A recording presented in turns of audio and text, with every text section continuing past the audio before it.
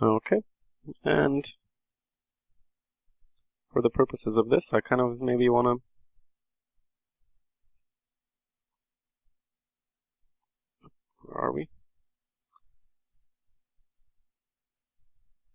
let's create a more interesting structure here.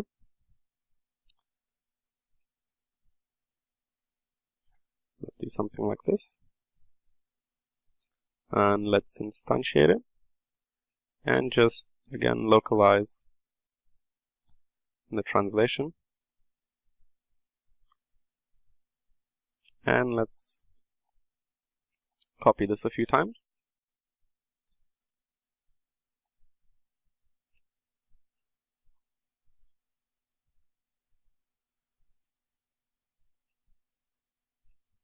Okay, that's kind of cool. Let's have a look at our other pieces.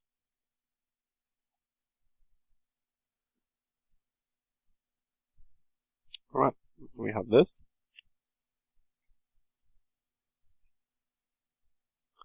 Let's place this there. And maybe let's enlarge it a bit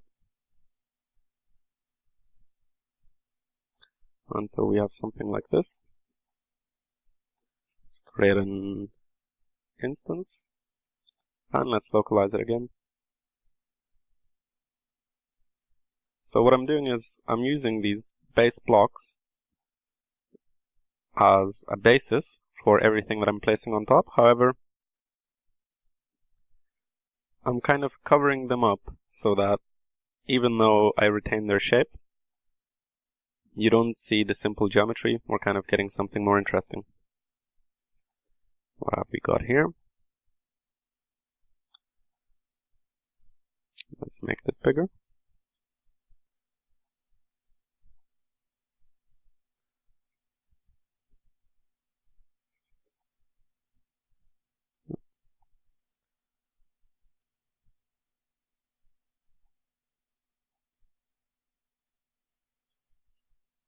Cool.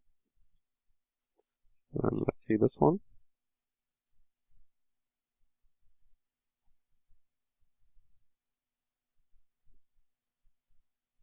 Let's put that there.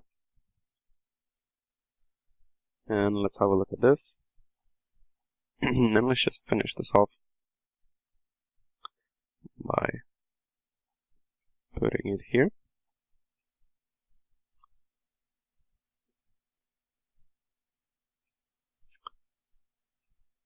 And maybe copy there.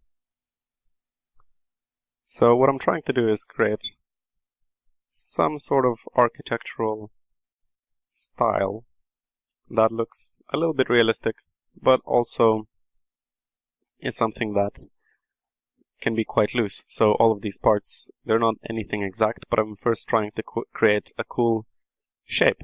And that is maybe the key word here, just trying to make it cool from the beginning. Or at least something that looks more planned out. Okay, so before I proceed any further, I'm going to import some more geometry. And here I'm going to create a context called architecture. And let's do file, import geometry, architecture. And this contains a lot of my arches, minarets, piers, towers, and temples that I showed you in an earlier video.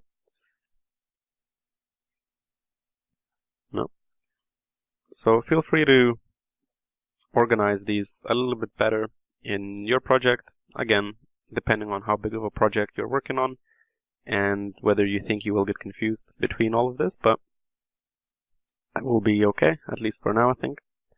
And let's take these arches. Actually, let's have a look at them on an object level, and I will want to take a couple of these and determine which of them would work the best for my scenario here. And I'm trying to think about this scale here because I want these to be really big, and some of them, for example this, has elements within it that are obviously of a certain scale. These lamps are not going to be 5 meters long or anything like that if I make this a gigantic arch. So maybe this would be too obvious that it's at the wrong scale, but maybe one of them will be okay. This one, again, might be too obvious, but for example, this has no discerning features. This arch could be any size, really, so I quite like this.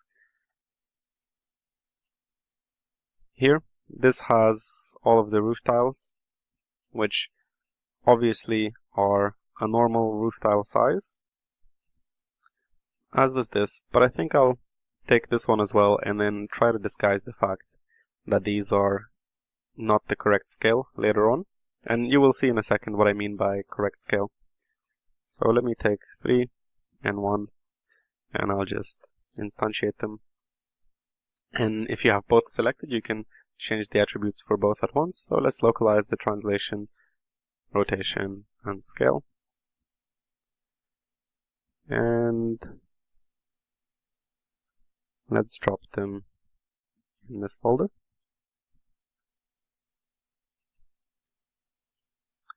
Again, let's select to view this.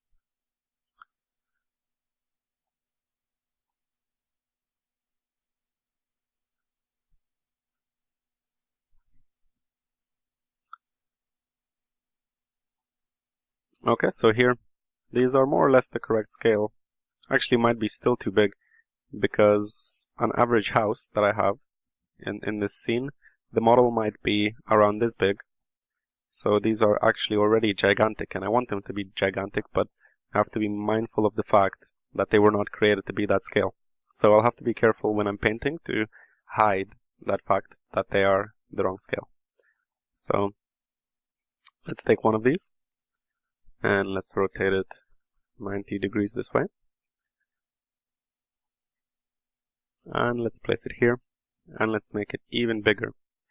And these are not unbelievably large. There do exist arches of this scale in the world, but we have to just make sure that the details we have on them sell the scale correctly, because humans are very good at noticing when something is the wrong scale, and they might, if they're not an expert artist, they might not know what is wrong, but they will feel that something is not right. So we have to be very careful here with these.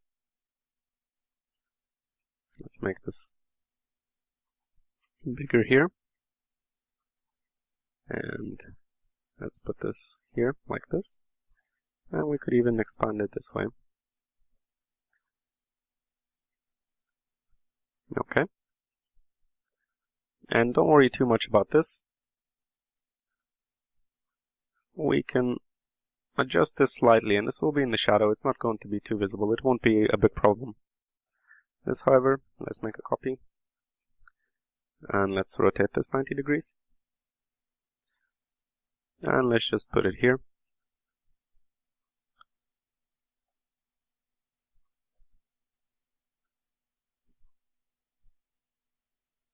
Cool. And maybe even another one that we could put here.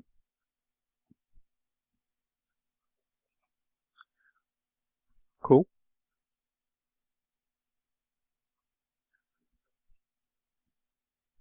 Okay. I think let's take one of these. Yeah, maybe that one. And let's just copy it. And let's move it here.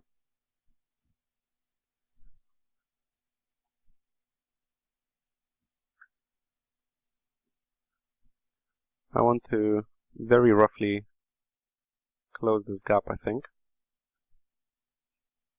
And it doesn't have to be perfect.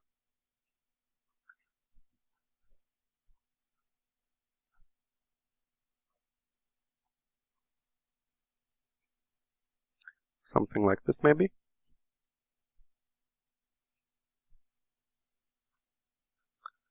Okay. And let's go back to our architecture folder.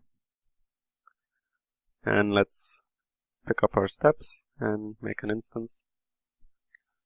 And again, let's localize these factors, attributes rather. And Let's throw this in here as well.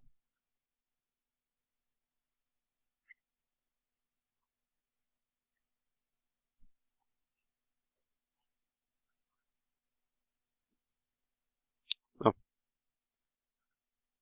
wrong one, sorry.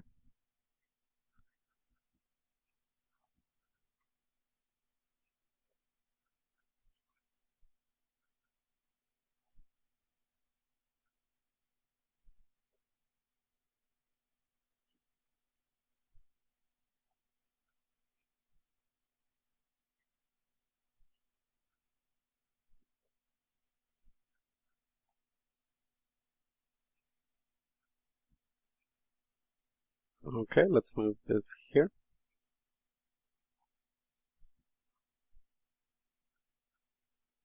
And let's have a quick look through our render camera. We can make this wider.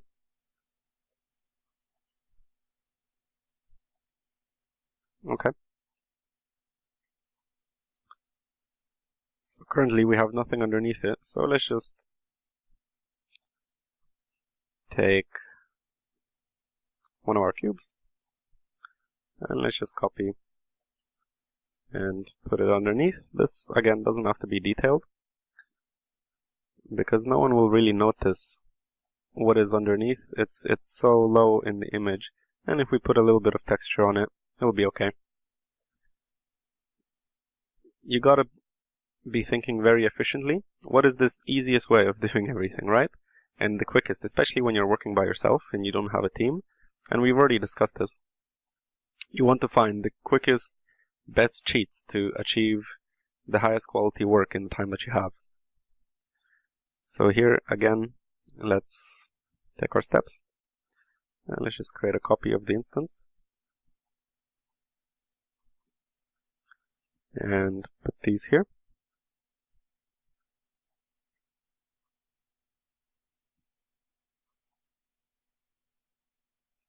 Okay, that's quite cool. And let's just take them again. Let's rotate 90 degrees.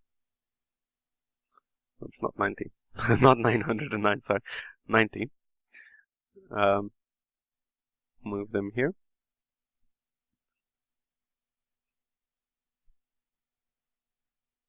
Maybe make them a little bit slimmer.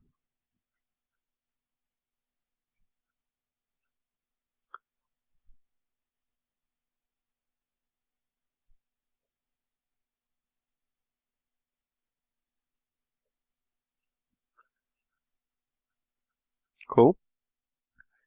And then, again, let's think of a creative solution of what to put underneath these. So, we could take perhaps one of these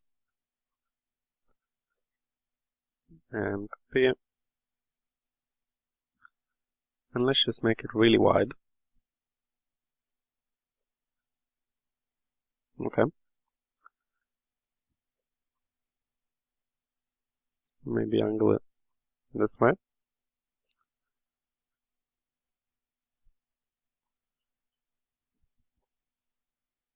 And we have to be thinking logically, so these steps have to lead to something. So let's leave this area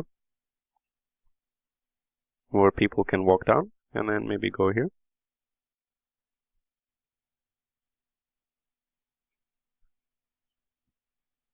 And shape it like this.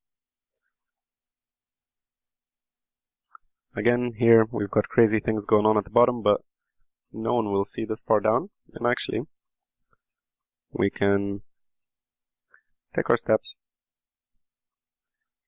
rotate them back to 0. Make another copy here, so people walk down from the temple, walk down these steps. Always try to think of what would be the function of anything you're placing if you're creating a city, because everything is built with a function, whether the architect meant it that way or whether it's just something that has naturally evolved as the city was built, because people follow the laws of nature in terms of paths of least resistance, things like that. So everything that you make, you gotta think, okay, this is where people would walk. Why would they build things this way? Why would they build things that way? And if you do that and honestly think of all of the things you're creating and why you're making some creative decisions beyond the fact that, oh, this looks cool or that looks great, you will end up with a better image because it will be functional. And at the end of the day, cities have to be functional, right? So let's make another copy of this and rotate it 180 degrees. And we'll just put this here.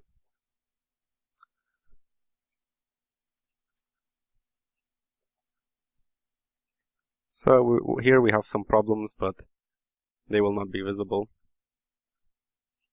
If we look through our render cam, that looks like it makes some sort of sense. Okay.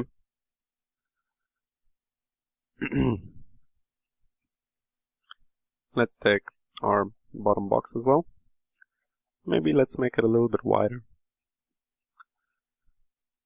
So our structure gets thinner as you go towards the top. An extreme example would be the pyramids, right?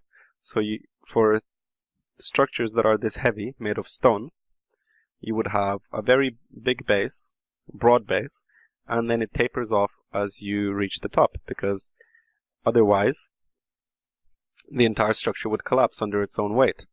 And without modern materials, people were not able to build things purely straight. So everything had to taper off somewhat. And I mean, I know this is a fantasy piece, but if you ground it slightly in reality, we can pretend that they have some sort of magic or some sort of science fiction tools that we don't, but it's nice to sort of make a little bit of sense. So let's go with that.